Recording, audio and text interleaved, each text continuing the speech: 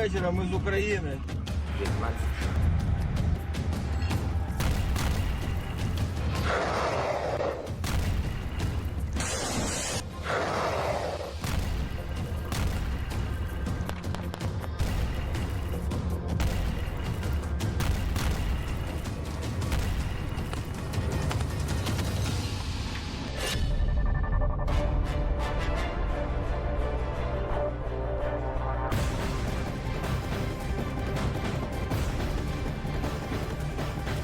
रूस यूक्रेन युद्ध से जुड़ी बड़ी खबर आपको बता दें, रूस ने यूक्रेन को बड़ी चेतावनी दी है। रूस के राष्ट्रपति पुतिन का एक वीडियो भी सामने आया है। इसमें हमला करने पर भीषण परिणाम भुगतने की धमकी दी गई है।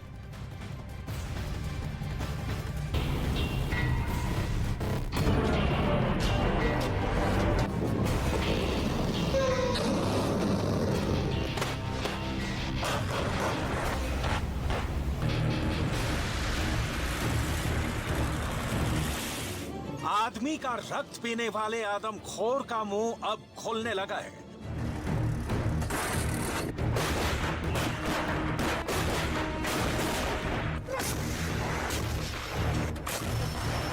रूस यूक्रेन युद्ध में इस आदमखोर की एंट्री हो चुकी है।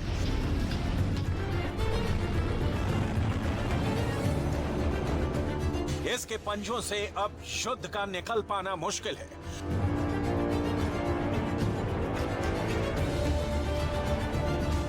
मतलब यूक्रेन की जमीन पर जलते गोलों का कहर अभी और बरपना बाकी है। कौन है ये आदमखोर जिसके आने से पुतिन की लालसा उठान पर है और ज़ेलेंस्की चिंता में खोले जा रहे हैं। अमेरिका तक हड़कंप मचा है कि पुतिन का आदमखोर यहां तक पहुंच सकता है। इसकी पूरी डिटेल आपको बताएंगे, लेकिन उसके पहले पुतिन का एक बहुत ही दिलचस्प वीडियो देख लीजिए। इस वीडियो को आप गौर से देखिए और सुनिए। इस वीडियो में रूस के राष्ट्रपति पुतिन यूक्रेन के साथ जारी युद्ध के बारे में चर्चा कर रहे हैं। Да, мы делаем это. Но кто начал? Кто ударил по мосту, по Крымскому? Кто подорвал линии электропередач с атомной электростанции Курск?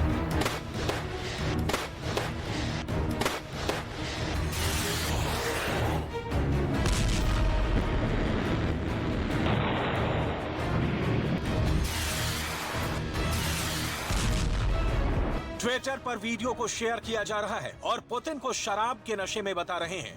इस वीडियो को एक यूजर दमित्री ने शेयर किया है और अब तक वीडियो को करीब 21 लाख बार देखा जा चुका है। 1 मिनट 21 सेकंड के इस वीडियो में पुतिन के हाथ में वाइन ग्लास है।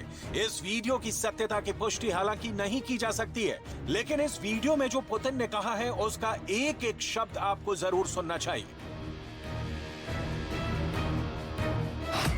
युद्ध किसने शुरू किया? Ну кто начал?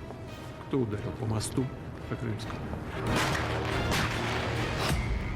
किसने क्राइमिया के पुल पर हमला किया था? Подорвал линии электропередач с атомной электростанции Курск.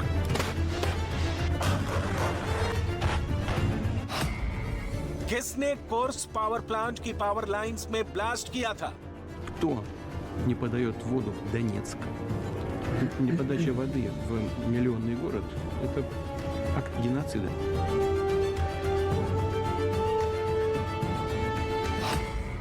कौन है जो डोनेट्स्क तक पानी सप्लाई रोक रहा है? Никто, нигде словом об этом не обмолвился. Вообще. Молчок полный.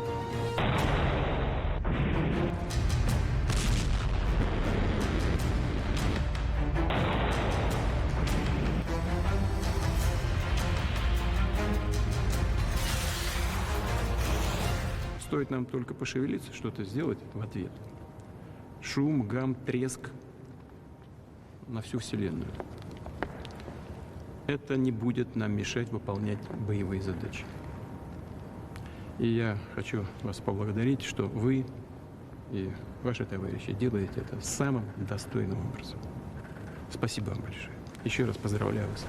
मैसेज बिल्कुल लाउड एंड क्लियर है कि सुन लो बाइडेन साहब और सुन लो ज़ेलेंस्की जी, यूक्रेन के सरेंडर तक जंग चालू रहेगी, ना कि रत्ती भर भी मन, दुनिया भर के एक्सपर्ट पुतिन की यूक्रेन में हार पर मंथन कर रहे हैं। पश्चिमी मीडिया पर पुतिन के खिलाफ प्रोपेगेंडा करने की खबरें आती हैं, लेकिन इस बार पुतिन खुद चल कर आए, ये बताने की अभी पुतिन का आखिरी अस्त्र बाकी है, जिसके चलते ही आदमखोर एक्टिव हो जाएगा और फिर विनाश के अलावा कोई विकल्प नहीं होगा।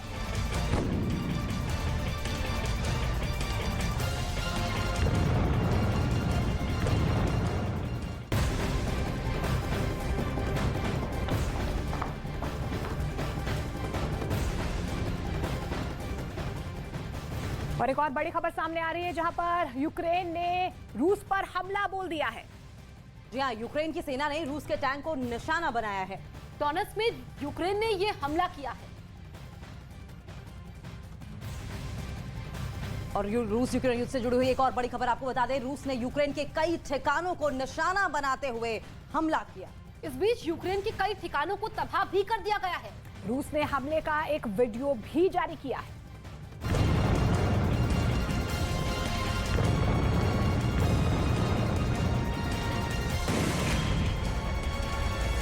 पिछले दिनों रूस के राष्ट्रपति के सीढ़ियों से गिरने की खबरें आई थी और उनके बीमार होने के बारे में भी कई तरह की चर्चाएं हैं। ऐसे में इस वीडियो का सामने आना काफी कुछ बताता है। इससे पहले मर्सिडीज ड्राइव करने वाला पुतिन का वीडियो भी काफी वायरल हुआ था। 9 दिसंबर को पुतिन के बिश्केक में होने की खबर आपने देखी। पुतिन फिट दिख रहे हैं, एकदम चौकस और चौकन्ने। लिहाजा इस सवाल को यहीं चलता कर दिया जाए कि पुतिन की बीमारी रूस के यूक्रेन विजय की राह का सबसे बड़ा रोड़ा है। खेरसॉन के हालात और क्राइमिया ब्रिज का विस्फोट पुतिन बता देना चाहते हैं कि ज़ेलेंस्की को इसकी कीमत चुकानी होगी। पुतिन फुल पावर में, फुल एक्शन मोड में है।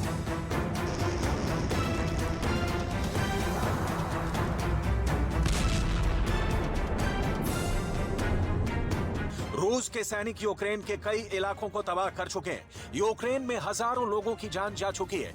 इस बीच यूक्रेन के अधिकारियों का दावा है कि रूस यूरोप के सबसे बड़े परमाणु ऊर्जा station Zaporizhzhia nuclear power plant का इस्तेमाल यूक्रेन में हमला करने के लिए कर सकता है। यूक्रेन का कहना है कि यूक्रेन में बंद पड़े ज़ैपोरिज़िया परमाणु ऊर्जा संयंत्र में रूसी सेना ने कई रॉकेट लॉन्चर लगाए हैं।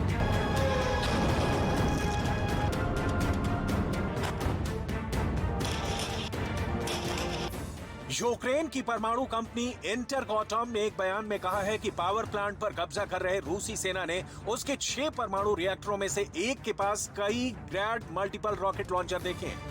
ज़ैपोरिज़िया न्यूक्लियर पावर प्लांट के पास रॉकेट लॉन्चर रखे जाने के बाद इस बात की आशंका बढ़ गई है कि यूरोप के सबसे बड़े परमाणु ऊर्जा स्टेशन को यूक्रेनी क्षेत्र में हमला करने और विकिरण के खतरों को बढ़ाने के लिए आधार के रूप में इस्तेमाल किया जा सकता है। ज़ैपोरिज़िया पावर प्लांट से विकिरण का खतरा नया उत्पन्न नहीं हुआ है, लेकिन ज़ैपोरिज़िया अब यूक्रेन की जिंदगी लीलने लगा।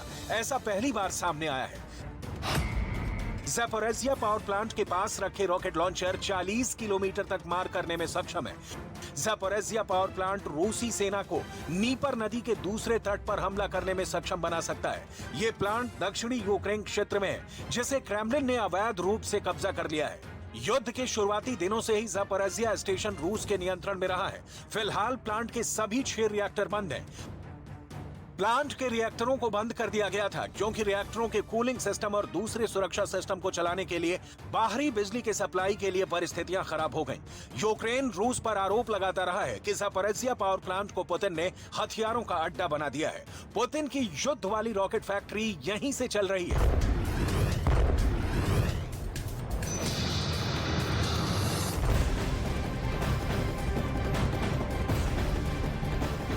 रूस यूक्रेन युद्ध से जुड़ी बड़ी खबर आपको बता दें, रूस ने यूक्रेन के कई ठिकानों को निशाना बनाते हुए हमला किया है। जी आपको बता दें, इस दौरान यूक्रेन के कई ठिकानों को तबाह कर दिया गया। जी हाँ, रूस ने हमले का ये वीडियो भी जारी किया है।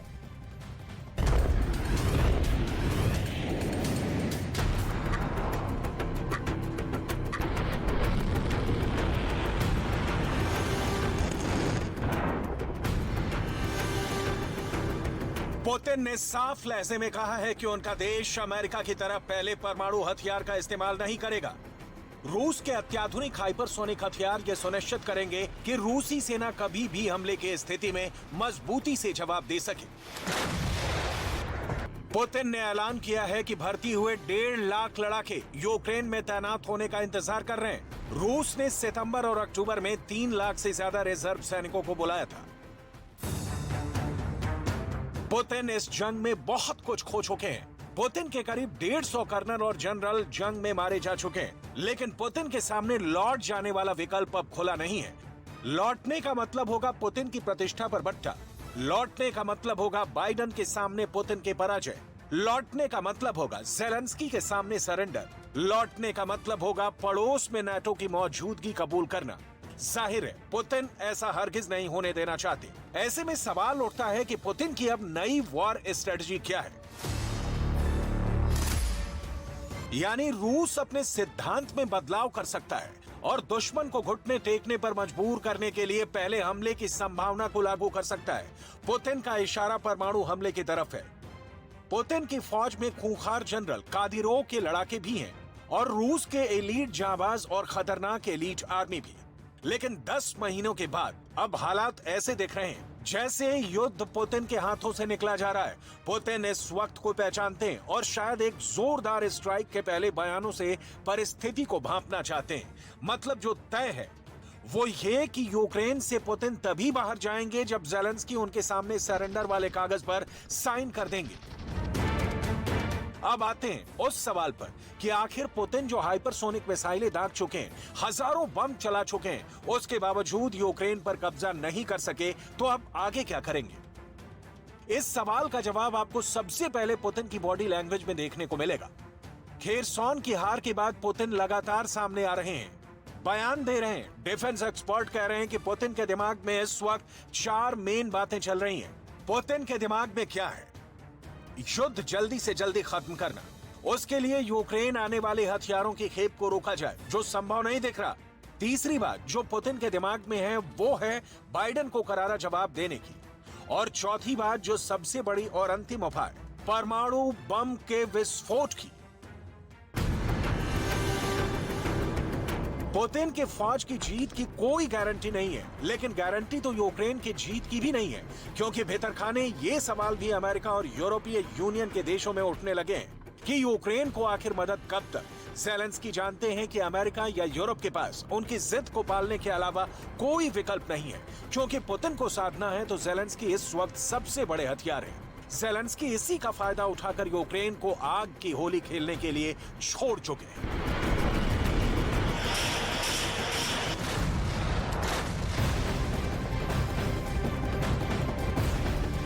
और रूस यूक्रेन महायुद्ध से जुड़ी एक और बड़ी खबर आपको बता दें। रूह कपा देने वाली ठंड को रूस अब अपना दूसरा घातक हथियार बना रहा है। रूस के जबरदस्त हमलों में सबसे ज्यादा नुकसान यूक्रेन के पावर सिस्टम को पहुंचा है, जिसके बाद यूक्रेन के करीब 1 करोड़ लोग बिना बिजली के रहने को मजबूर हो चुके हैं। वहीं ओडिशा में 15 लाख लोगों के सामने बिजली संकट गहराता जा रहा है। और ऐसे में बिना बिजली और बिना हीटर के रूस यूक्रेन को ठंड की मौत मारना चाहता है।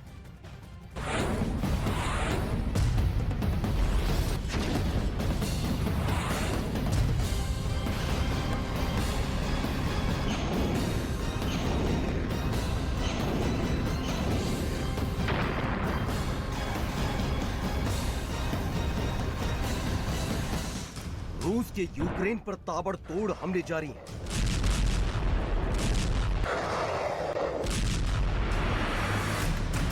खून जमा देने वाली ठंड को रूस की सेना हथियार के तौर पर इस्तेमाल कर रही है। रूस के एयरबेस पर हुए ताबड़तोड़ ड्रोन अटैक के बाद से सेना ने यूक्रेन पर हमले के लिए पूरी ताकत झोंक दी है।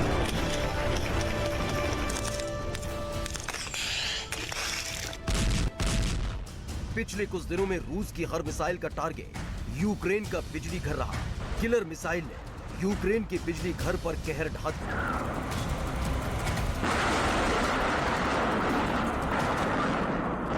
बिजली घरों के नष्ट होने से पूरे यूक्रेन में बिजली संकट गहरा गया। ओडेसा इलाके में हुए मिसाइल अटैक से वहां के बुनियादी ढांचे को काफी नुकसान पहुंचा है।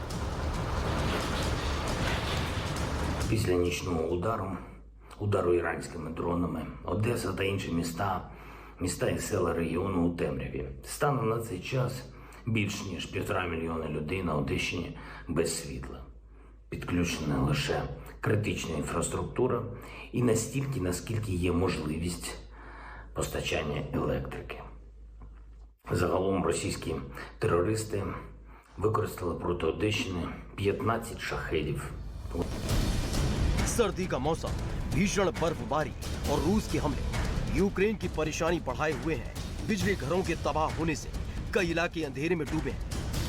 पश्चिमी मीडिया की खबरों की माने तो यूक्रेन में बिजली के उत्पादन क्षमता को 40% से ज्यादा नुकसान पहुंचा है। पूरे यूक्रेन में 1 करोड़ लोग इस वक्त बिना बिजली के रह रहे हैं। ओडिशा इलाके में 15 लाख लोग बिना बिजली के रह रहे हैं। कीव के 30 लाख लोगों को बाहर निकालने की तैयारी चल रही है। नेटो समेत यूक्रेन के साथी देश उसके ऊर्जा संकट को बहाल करने की लगातार कोशिश कर रहे हैं। इस बार नॉर्वे ने यूक्रेन को $100 मिलियन का राहत पैकेज भेजा है। दावा है कि ये पैकेज यूक्रेन के ऊर्जा सिस्टम की बहाली में मददगार साबित होगा। Сьогодні ми маємо важливі новини з Норвегії. Є новий пакет підтримки від цієї країни обсягом $100 мільйонів. І саме для відновлення нашої енергосистеми після цих російських ударів. Я дякую за це рішення усім норвежцям. Дякую уряду. पिछले 9 महीने में रूस ने अपने दम से ज्यादा यूक्रेन पर हमले किए। रूस की किलर मिसाइलों से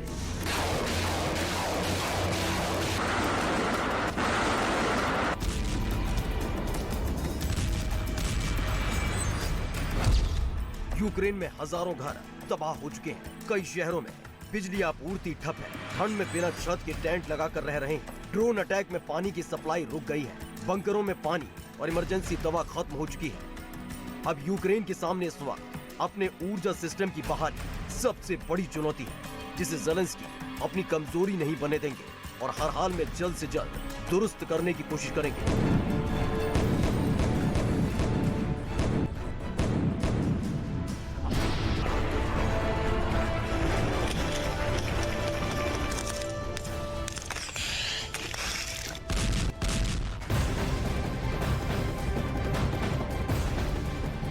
रशिया यूक्रेन बैटल ग्राउंड से इस वक्त की एक और अहम अपडेट सामने आ रही है। यूक्रेन ने अब अपने घातक ड्रोन का परीक्षण किया है। करीब 1000 किलोमीटर रेंज वाले ड्रोन का परीक्षण यूक्रेन की सेना ने किया है, जिससे रूस में हड़कंप मच गया है, क्योंकि इस ड्रोन की रेंज में रूस के कई शहर आ गए हैं।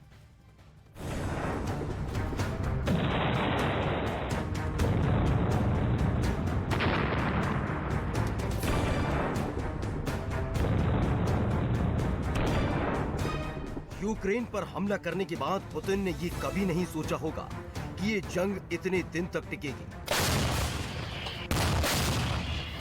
यूक्रेन को छोटा समझने की भूल का खामियाजा पुतिन को ऐसे भुगतना पड़ा है कि वो हजारों सैनिकों के साथ बड़ी संख्या में युद्ध के साजो सामान भी खो चुके हैं।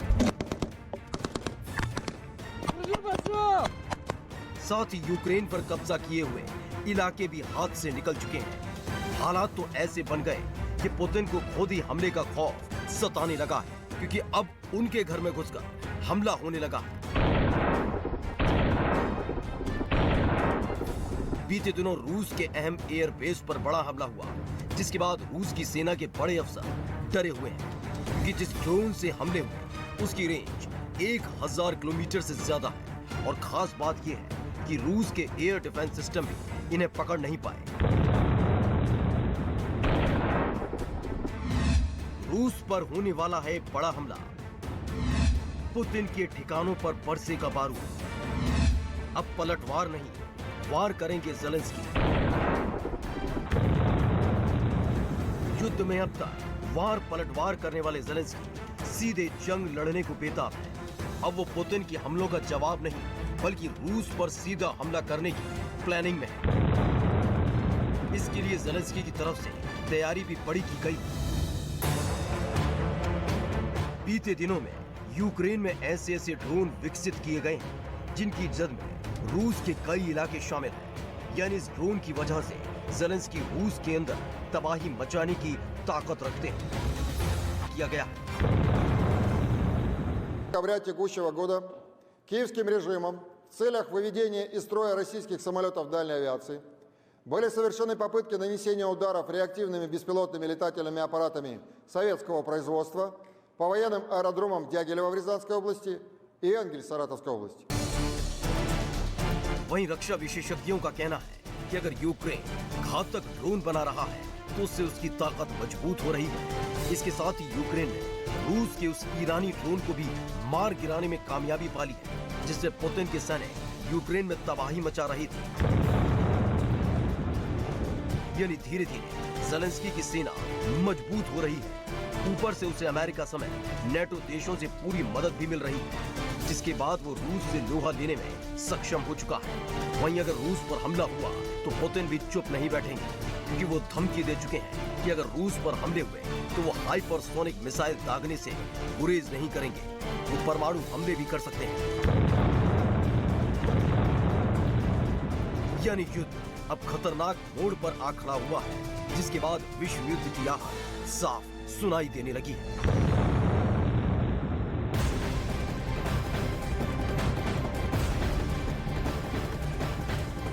महायुद्ध ब्रेकिंग आपको बता दें, रूस ने पश्चिमी देशों को बड़ी धमकी दी है। पुतिन ने ऐलान कर दिया है कि अगर उस पर हमला हुआ तो वो हाइपरसोनिक मिसाइल का इस्तेमाल करने से पीछे नहीं हटेगा। अगर पुतिन यूक्रेन पर बड़े परमाणु बम से हमला करते हैं तो ये जंग कीव और मॉस्को तक ही सीमित नहीं रहेगी। जी हाँ, बल्कि देखते ही देखते पूरी दुनिया इसकी जद में आ जाएगी।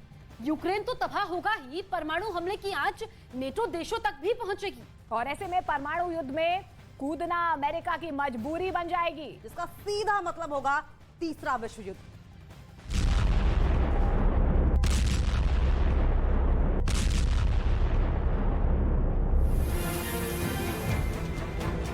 पुतिन की सेना दुनिया को दिखा चुकी है कि धरती से रूस कैसे परमाणु हमला कर सकता है।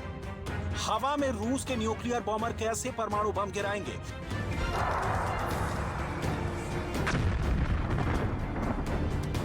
समंदर की लहरों से कैसे रूस के युद्धपोत परमाणु मिसाइल दागकर तबाही लहराएंगे।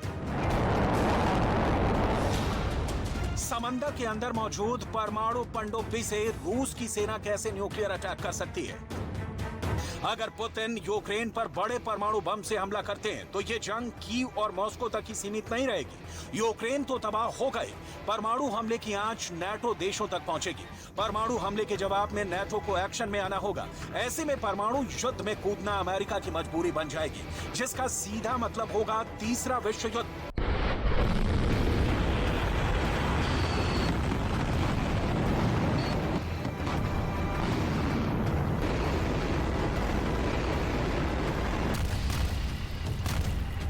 नेटो महासचिव ने दूसरे शब्दों में इसी तरफ इशारा किया है। नेटो के महासचिव जेन्स स्टोल्टेनबर्ग ने नॉर्वे के ब्रॉडकास्टर एनआरके से बातचीत में कहा कि इसमें कोई संदेह नहीं कि एक पूर्ण युद्ध की संभावना है। अगर चीजें गलत होती हैं तो वो बुरी तरह गलत हो सकती हैं। यूक्रेन में लड़ाई नियंत्रण से बाहर हो।